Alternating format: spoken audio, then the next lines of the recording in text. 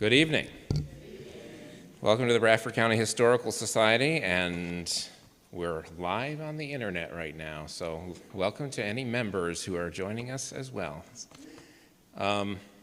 This evening's program is the last Friday night at the museum for this year, and we had a shortened year this year with only 4 programs, but hopefully we'll be back to the normal scheme of things next year. I do want to mention, as I tried to do in the last program of the year, that United Way sponsors the Friday Night at the Museum programming every year, and so we're grateful for United Way's support in making it possible for us to do this and also now do it online.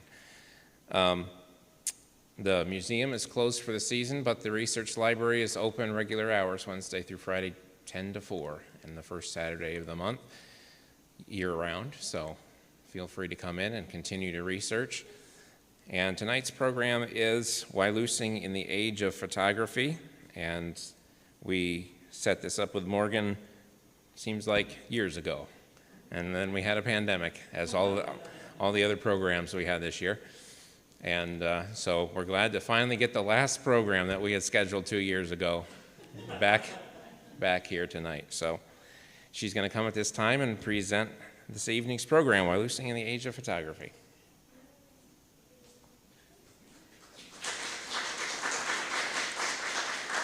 Thank you. So I'm the curator at the Wyalusing Valley Museum, if you don't already know me. And the title I chose, Wyalusing in the Age of Photography, is more about defining a time range that we're talking about. And it just so happens that sort of the development of photography as a commercial and then as a very accessible snapshot kind of phenomenon tends to coincide with the same time period in which the built environment in Wyalusing is being established. So that's sort of where the title's coming from. So it's a good excuse to pull out some great photographs from our collection. That's one of the reasons I like doing this kind of program. It's a lot easier to share some of the detail with you in this kind of a format rather than in an exhibit. So hopefully we'll show you some things you haven't seen before. There might be some stuff you have seen before, but should be fun. I'm just briefly going to mention 2 of the photographers who were working in Wyalusing in the late 19th century.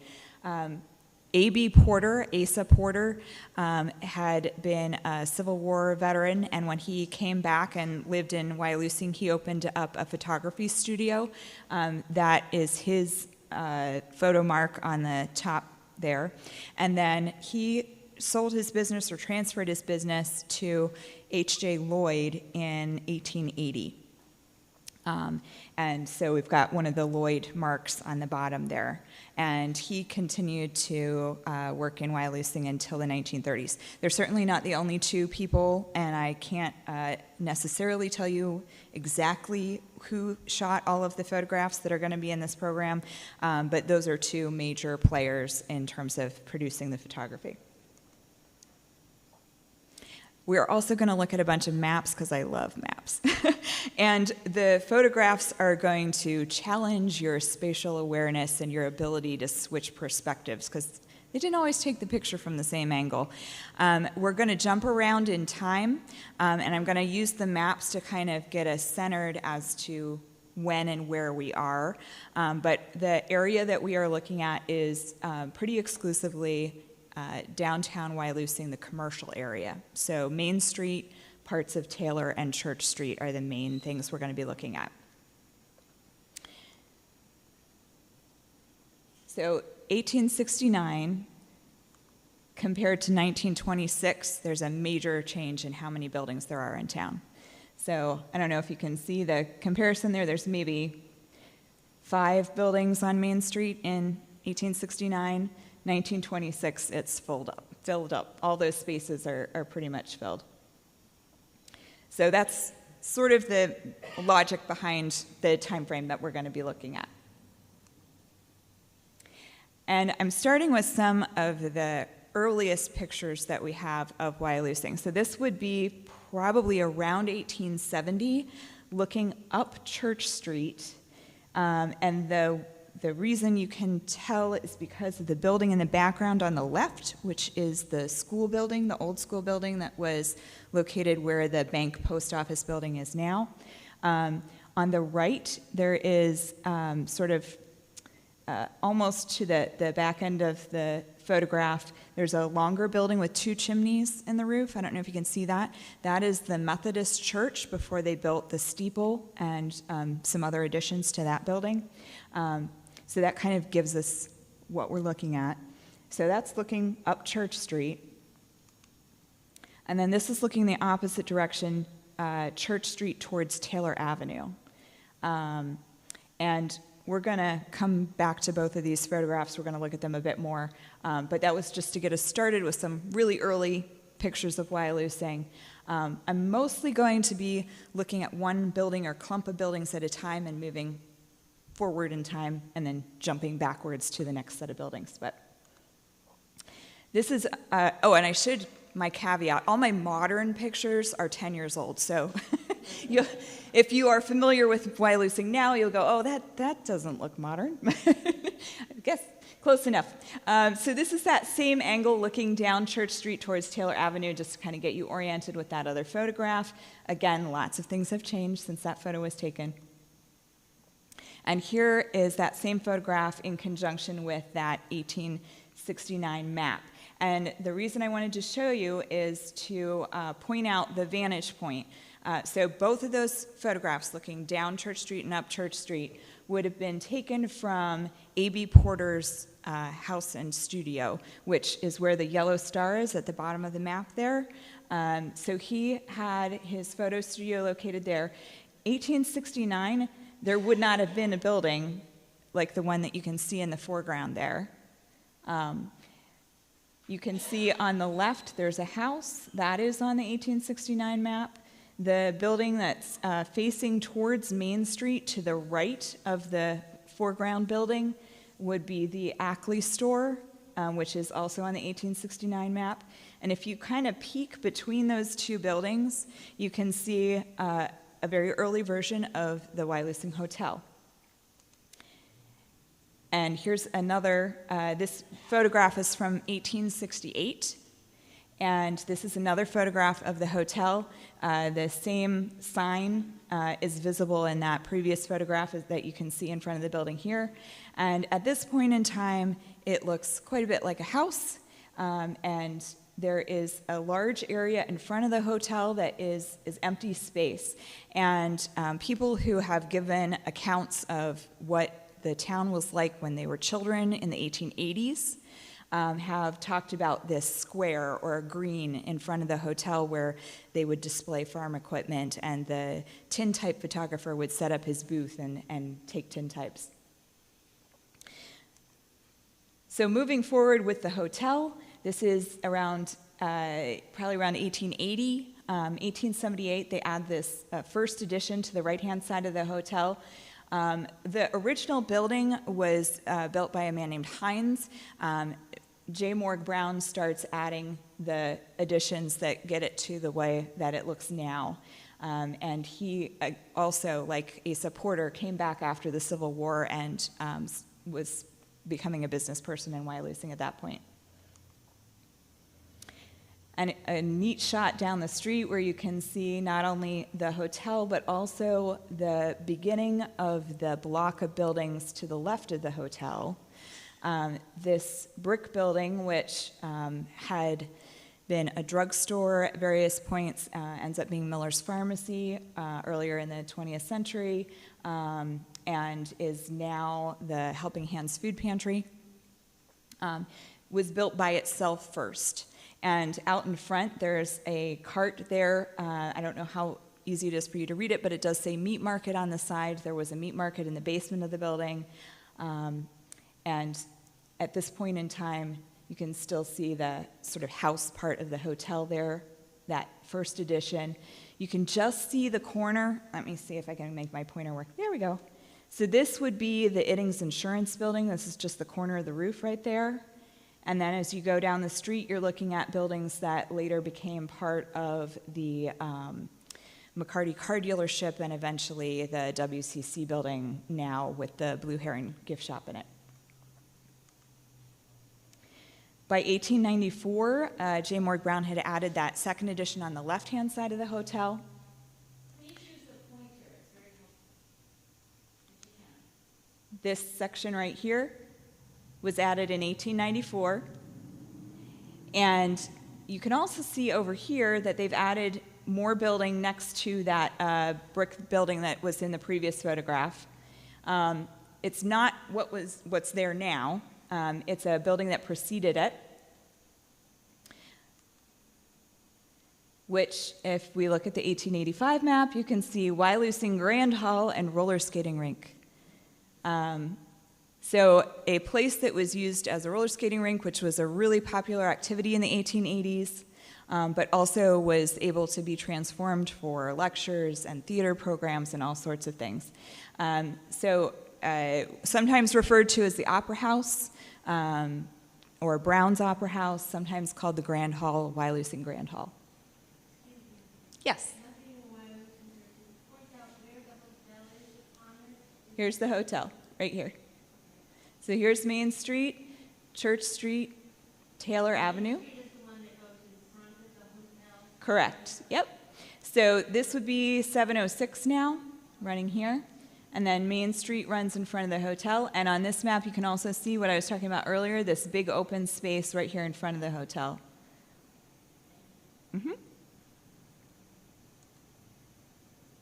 So here's a better shot of Brown's Opera House with the name on the front. And this is definitely an H.J. Lloyd photograph. It was part of a collage photograph that he had printed of various shots of town. And with the tree gone, you can see the hotel pretty clearly as well, so that the full building the way it looks now. So those buildings are all facing onto Main Street. Brown's Opera House is right at the corner of Main and Taylor. A couple advertisements for events that were going on at the Opera House / roller rink. There was a skating exhibition. We're going to talk about the cornet band a little bit later when we get to the person who kind of ran that.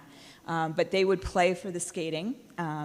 And we've got Mr. George Kinner of Towanda skating against Mr. Arthur Hollenbach of Wyalusing at this particular exhibition in 1885.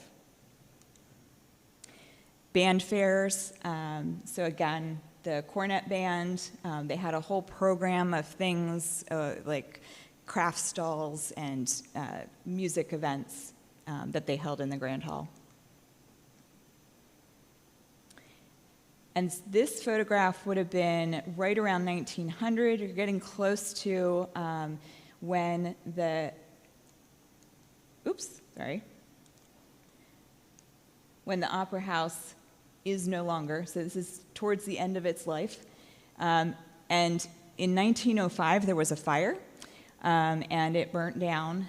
The brick building that was the original section of that remained standing. It had some scorching, but it was salvageable. They actually telegraphed to Towanda Fire Department to ask for help to put this fire out, and they came down on the train, but unfortunately weren't able to save the building. And so that gets replaced then with this group of buildings up here that are kind of more evenly spaced out. And again, it's a little hard for you guys to read from that distance, but up here is the post office, and on the second floor, another hall space that they could use for lectures, movies, etc. There was a confectionery in the middle building, and then a druggist in the building closest to the hotel. And by this date in 1911, they've filled in a lot more buildings on the rest of Main Street as well. We'll get back to that. So this is what Brown's Block, that same area, looked like after they rebuilt after the 1905 fire. And No. So the hotel is off to the side over here. These are all next to the hotel. And if you go into town now, the American Sandwich Company would be over here. This is the consignment shop, the bridal store, and then Helping Hands Food Pantry is in this building if you go today.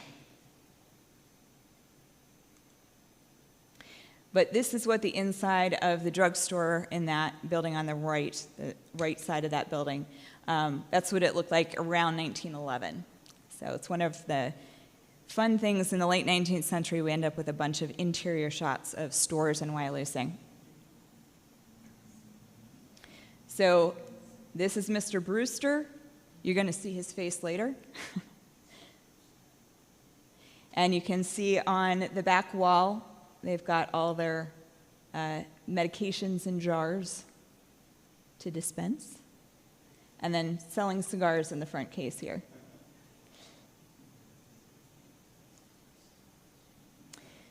And this shot I included just to show you.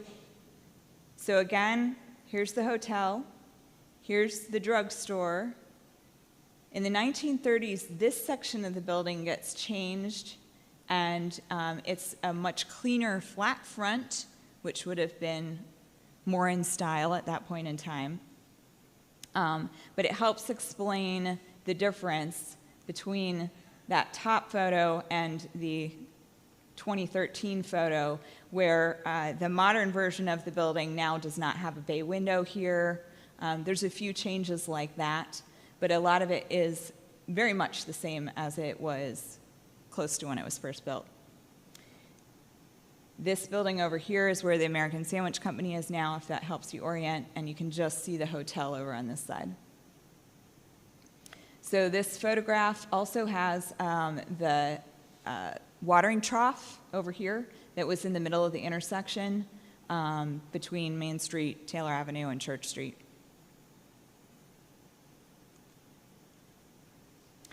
We're going to look at some buildings on Taylor Avenue. So again, just to get you oriented, here's the Wyalusing Grand Hall roller skating rink. The hotel would be down here on Main Street. This is around the corner on Taylor Avenue. And the next photo I'm going to show you is of this building that is in green on this map, and then this building right next to it. This map is from 1885, but it's as close as I could get to when those two buildings, when this next photograph was taken, which would have been probably sometime around the 1870s.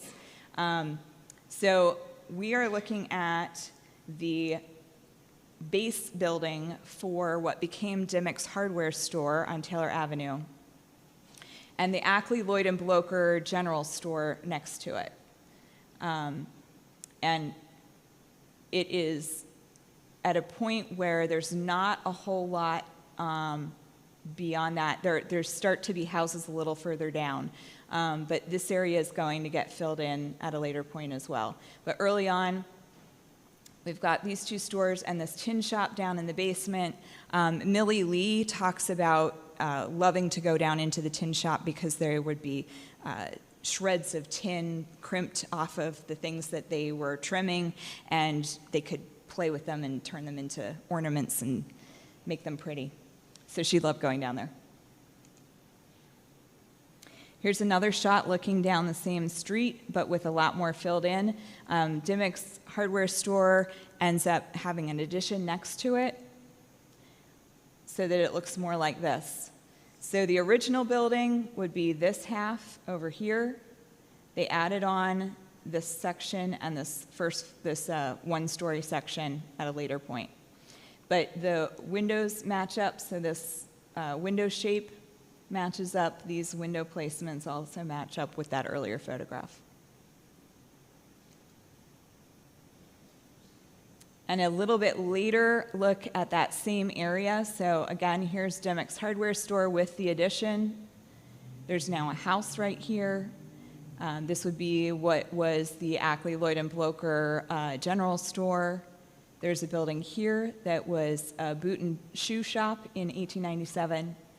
And then the building at the corner has been the flatiron-shaped building has been built as well. And here's a shot of that building. Kind of freaky, but there's some kind of parade going on. And what is really neat about this is that you can see the rocket sign in the back. So Rocket Printing occupied that Flatiron building at the corner of Taylor Avenue and Gaylord Street in the 1890s. So like 1892 to around 1900-ish. And they end up moving into several different buildings in Wyalusing, and you can kind of follow that sign around in the photography.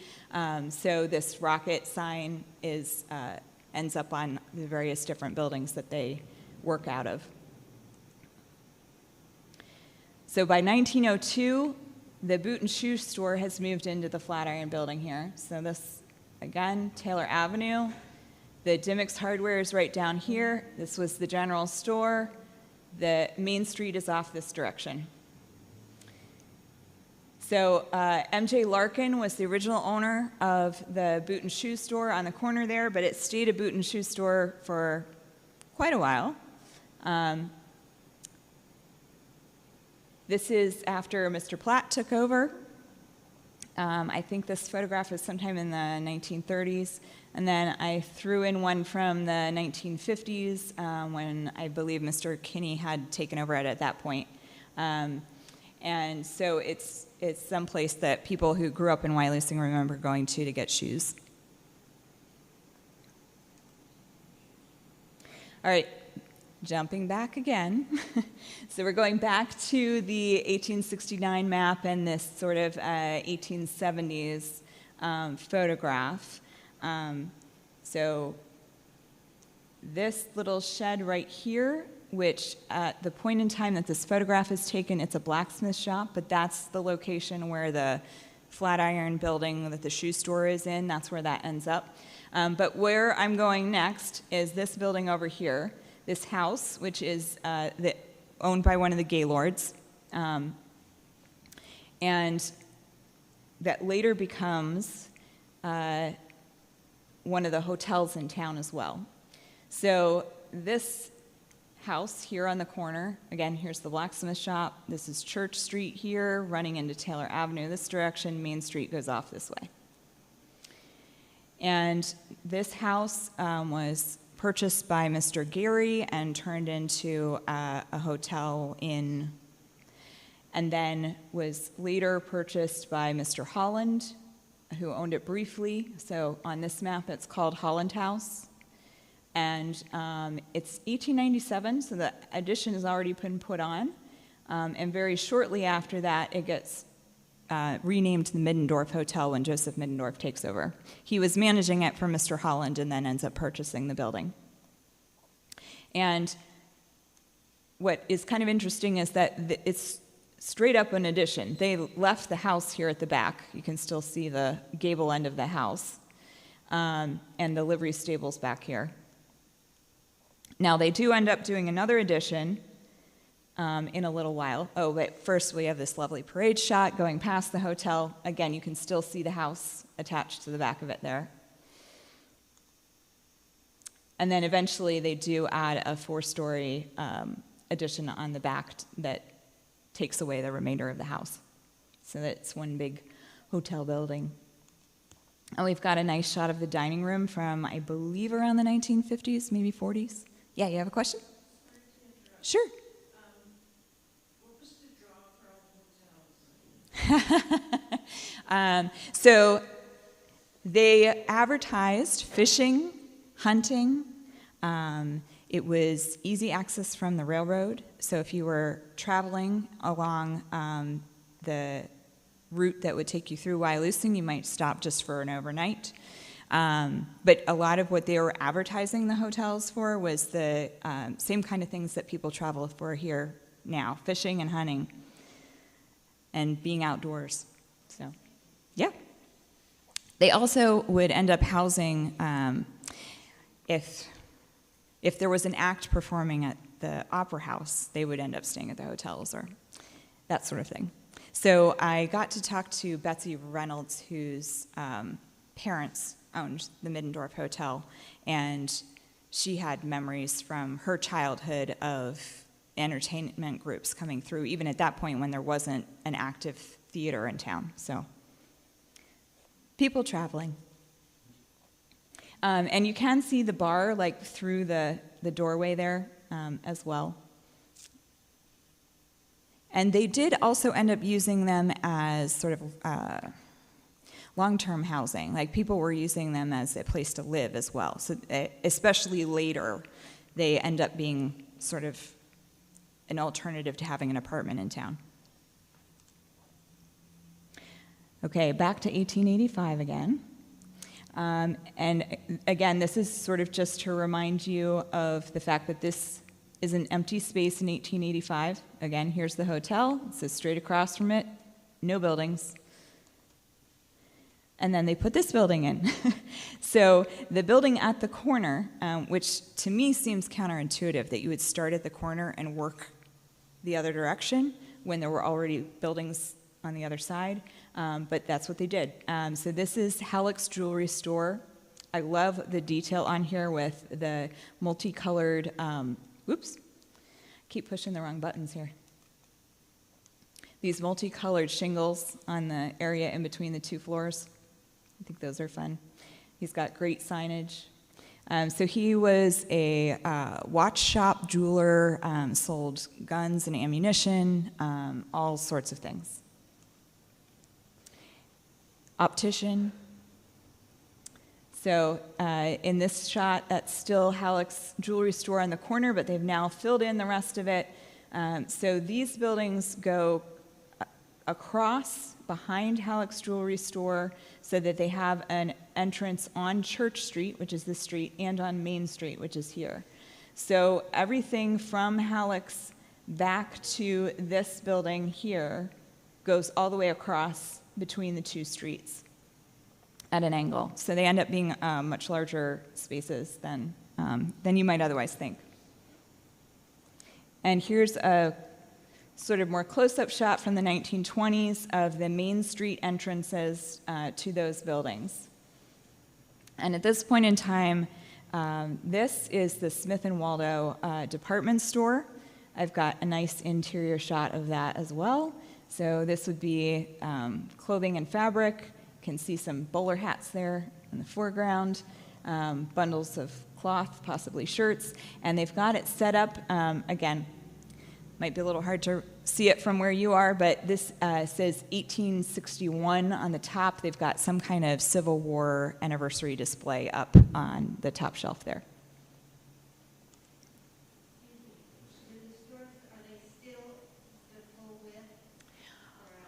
I think they all are still. The brick building, let me back up. This brick building has just recently been renovated, and I know he divided the second and third floor vertically so that it does not go straight through any longer. But I think the first floor still goes all the way through from Main Street to Church Street.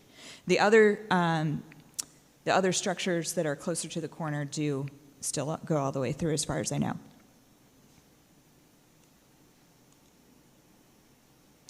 So this is a shot looking up Main Street towards, so Taylor would be up at this end, Church would go off this direction. Here's that Flatiron building that was the shoe store. As you can see in this photograph, the road is still dirt. You can see all the wheel tracks from the buggies. And over on this side, if you're familiar with the way the street looks now, there's a couple gaps. One of which is this one right here. So that brick building I was just talking about hasn't been built yet in this photograph, which makes it kind of easy to date this one. So 1894 is when the addition was put on the Middendorf Hotel, which you can just see the top of over here. 1895, they build the brick building that fills in this gap right here. And up here, we have two parts of the building that the Wyalusing Valley Museum is eventually going to be in. We're currently working on renovating them. So it is now one building with something in the middle. But originally, this is the left side of what is going to be the museum building, and this is the right side of what is going to be the museum building. By 1897, they had built another piece in the middle here to connect this all together. This was originally a barber shop, and then this was a harness shop and becomes a hardware store. And then the whole thing becomes the Lewis hardware store and goes through several different owners in Wyalusing, and remains a hardware store for most of the 20th century. Later, it gets split back up again. If you were in Wyalusing more recently, you may have known it as Claudette's on one side, and Mateers had their sign shop on the left side. But we are reopening it up into one big space again. But this is just kind of neat to see because it's hard to picture those buildings as separate pieces when you see it now. And this is, get your spatial awareness caps on. We just flipped directions. We're now looking the other direction down Main Street. You can see the watering trough there in the foreground. When they bricked the street, so they paved the street with bricks, which you can, if you look closely, you can kind of see the brick pattern here in the photograph. They also added this watering trough, which was plumbed to Helix jewelry store on the corner so that it would have water flow into it from their plumbing system. And this photograph is sometime probably teens, late teens, early 20s, looking down the street. And at this point in time, the rocket printing is in this building at the far end of the street. 1928, there's now, PS Bank is now in the corner shop where the Helix jewelry had been. We're looking the same direction down the street as the photo we just saw. Hotel is over here on the left. It's missing, we gradually shed some of the extra decorations. So there used to be a lot of decorative trim along the ridgeline of the roofs on the hotel, and that's gone at this point.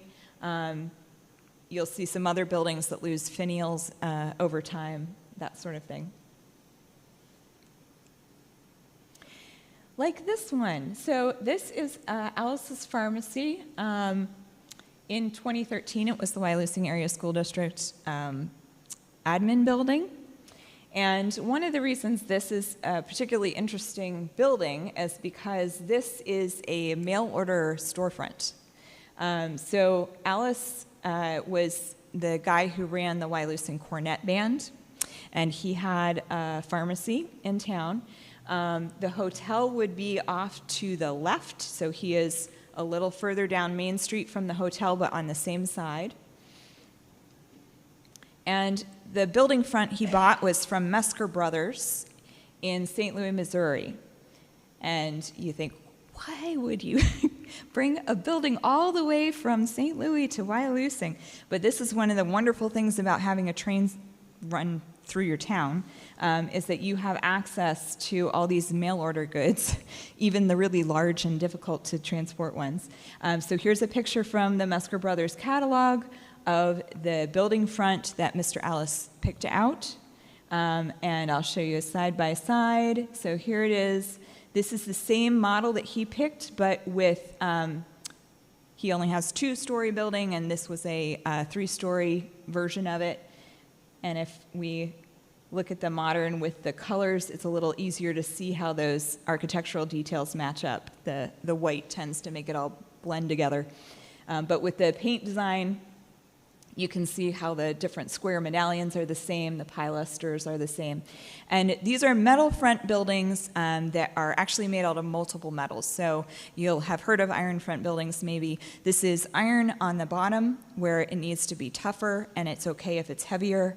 As the building goes up, you transfer into parts of it being steel and parts of it being zinc. So most of the medallions, so these decorative little circles, the cornices on top of the pilasters would be zinc because it was easy to shape, and they weren't going to get banged around because they're up above ground, street level, and it would be lighter, so you're not putting a whole lot of weight on the top of the building.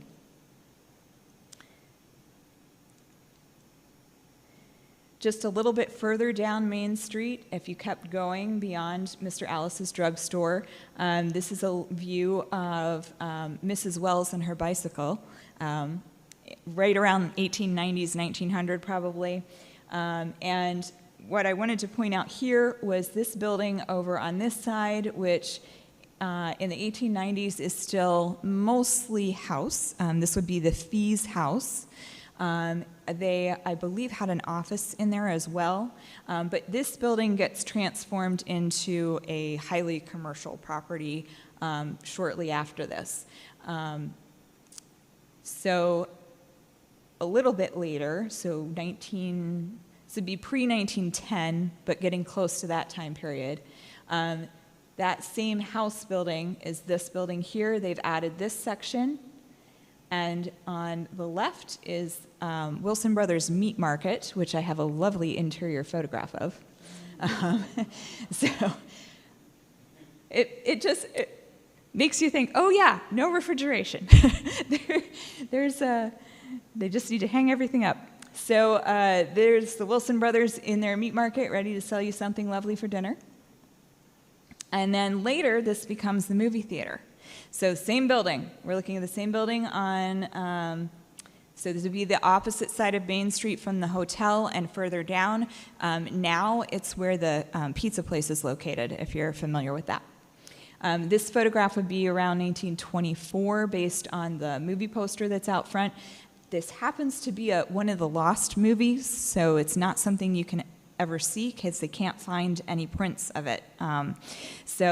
Gloria Swanson in A Society Scandal. So we know when it was made, but we don't know what it was. And we've got two young guys out here ready to play with a hoop. Have any of you played hoop and stick? It's kind of fun.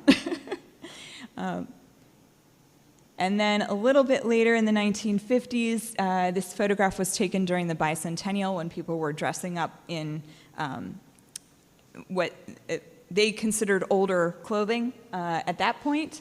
But you can see the theater there in the background with the marquee closer to what would be within people's memory of what it looked like.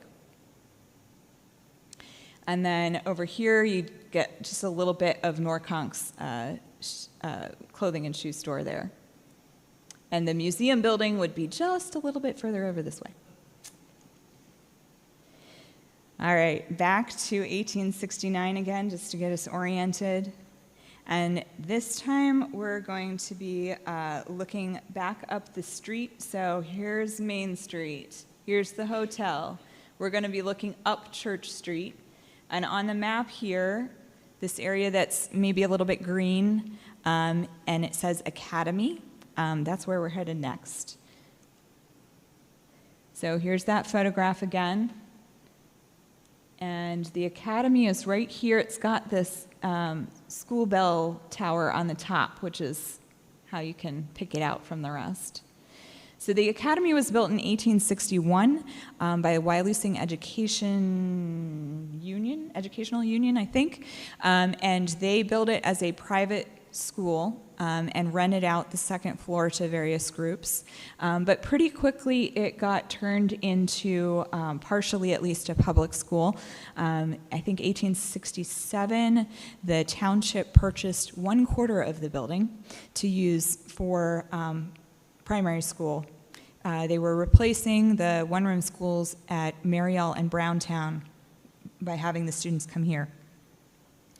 And then not too much longer after that, I think around 1890, the school, the township again purchases the whole building, and the high school, which is what an academy, is the equivalent of an academy in the 1800s, becomes a public high school for residents of Wyalusing. If you did not live in Wyalusing, you had to pay tuition. And people did still come board in town and go to school at the Wyalusing Academy, even if their family didn't live there. It gradually gets added onto, and then, so this is the Wyalusing High School and primary school for quite a good chunk of time until around the 1950s, 60s. 50s, 60s. When the consolidation of the district happens, this high school gets moved over to the property where it is now, and then the elementary school that used to be at 5th Street and Route 6 is built in the early 60s. Back to 1869, just to get us oriented, now we're going to be looking at this area where the bridge crosses the creek. So again, one of the oldest photographs that we have access to, this is of the creek bridge when it was a covered bridge. So this is the creek bridge here. We're looking towards the river, and behind it, this other structure back here is the viaduct for the canal. So the canal had to cross over the creek, and that's how they got it across, by building a water bridge for the canal boats.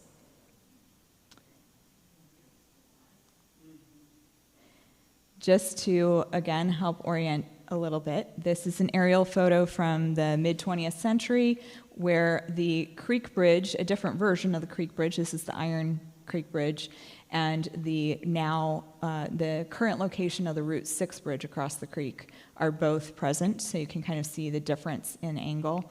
And that is helpful to have some awareness of before we get to the photograph of Wells Mill that we're going to look at in a minute, because the road used to orient along the angle that Grovedale Lane is on, if you're familiar with the area, which is not the same angle that Route 6 is on, so I get very confused. I'm so used to looking at everything the way it is now, so it's really hard to twist your brain to go at a slightly different angle. And just a shot of the Route 6 Creek Bridge right after it was completed, so late 1920s, and that's what it looked like at that point. It's now no longer has the iron sides to it. Back to 1869. Again, just to help you think about, we're going to look this direction towards these buildings down here, but from the Front Street area. So here's Main Street, here's the hotel. Front Street is on a hill here. So you're looking out across here. This is all going to be below you in the next photograph. And what we're looking at is the mill pond for Wells Mill. The actual mill building, this would be 1870s, so it would not be the mill building that anybody remembers. This would be the original mill building, but it's behind the tree. You can just see the roof right here. And the road going this direction. Here's the old Presbyterian church, the house where the funeral home, Homer Funeral Home is now, would be over in this area. And again, different angle than we're used to looking at now. On Sanborn maps, which are insurance maps that they made at various points, there are insets for the Wells Mill Company layout. If you're interested in looking at Sanborn maps in detail, the Library of Congress has a great collection of them that are digitized that you can look at online and zoom in on what you're interested in, which makes it a lot easier to read all the wonderful information that they have. So this is a clip from one of the Library of Congress maps. And it just shows you that Wells Mill complex. So the actual mill building, and then they had warehouses and a blacksmith shop and all kinds of things over here, carpentry. There was a house back over this direction. This is what it looked like for more people's memory. This mansard roofed building was replaced the older mill in, I think, 1878, around then, 1880, sometime in that time period. And then that becomes a real iconic landmark. But having a mill in town was part of what made Wyalusing develop. So that was a pretty big part of the town's history. And a little bit later, this would be probably around 1970s, just to show that distinctive building stuck around for quite a while and looked very similar for quite a long period of time. Even with the addition of extra bits, you can still really see that core building. And then we'll wrap up with some baseball pictures. So this is the ballpark. It is looking towards town, so town's over here. I don't know if you can see this, but that is the bell tower on top of the school, just to help you know what direction you're looking. If you're familiar with it, the ballpark in this picture is in basically the same location that the Borough Park is now, so we've been playing baseball there for quite a long time. And we've got the Smith & Waldo delivery cart sitting out here in the foreground. And here's Mr. Brewster, coach of the 1911 Wyalusing baseball team. And I do have names for them. So, yeah. Yes. So in the late 1800s, early 1900s, all of these towns had adult baseball teams that played competitively against each other. So there are great snippets from the newspaper about the Wyalusing team challenging any comers, and then a snippet later, none of them could show their faces in the bar because they lost. So it was really popular. So the development of the ball field, all those carts that you saw pulled around the field watching the game, that's for an adult game between town baseball teams. And same field a little bit later, but after they have built the grandstand, roughly in the general area where the pavilion is now, the picnic pavilion. So again, you're still looking towards town. In this one, come on. That is the Methodist Church steeple. So just depending on which angle they get, the trees are in front of one thing or another, but the Methodist Church steeple and the bell tower from the school would have been across the street from each other, so you're still looking roughly the same direction. So 19 teens, 20s, so you've got cars lined up around the field instead of horses and buggies, but still an adult team playing. Lots of fun. So that's what I brought with me tonight. Those are just some photographs from our collection that kind of show you some of the building changes over time in Wyalusing, and a couple other fun things thrown in with some interiors and a few people. But that's what I brought along. The one building that I purposely left out is the other building that the museum owns, which is the Lodge Hall, which was the Masonic Lodge most recently, had been an Odd Fellows Lodge for most of its life as a building, and is now where our exhibits are located. I'm going to be doing another talk for the Bradford County Library Systems for their Pennsylvania History Series, and it's specifically about that building. So that's a come back for more later pitch.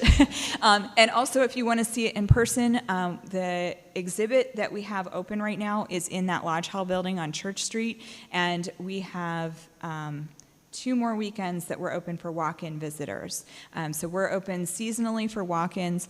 The rest of the year you can still come, you just need to plan ahead a little bit more and make an appointment ahead of time. But we do have a small exhibit open while we are renovating the building on Main Street, and as I said, noon to 4 on Saturday and Sunday for the next 2 weekends, that's still going to be open for walk-ins.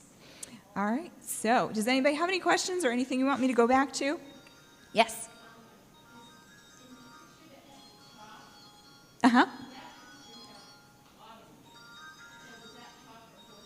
Yes. So, all right, I don't know how to work that program. So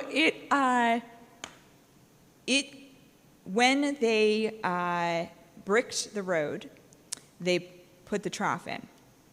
At that point in time, cars are pretty new. That's like around 1910. There are cars, but there's not a lot of them. You still have a lot of horses and buggies, which there would have been through the 1920s. You still would have had a mix in town.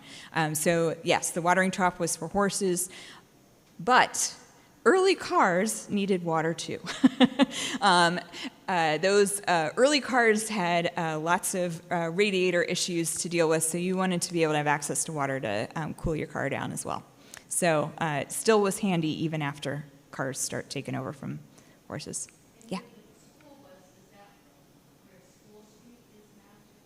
Yes, yep. So School Street goes past where the drop-off postal box is, and that's where the end of the school property had been. So that whole building that is the PS Bank offices and the post office now, that's the property where the school was. Yeah. Yeah. Yes, I should have clarified that. Yes, so we're Wyalusing Valley Museum. We cover the same geographic area as the school district. So that includes 7 townships in southeastern Bradford County. So yes, so we include all of Wyalusing Township.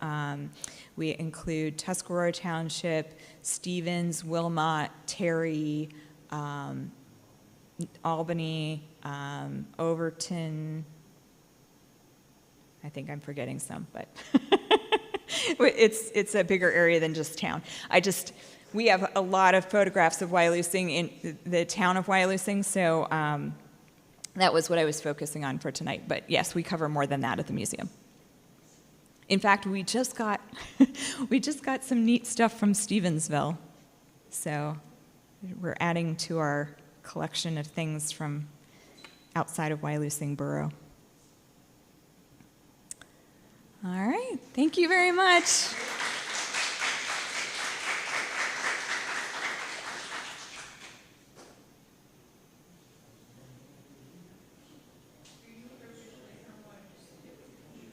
No.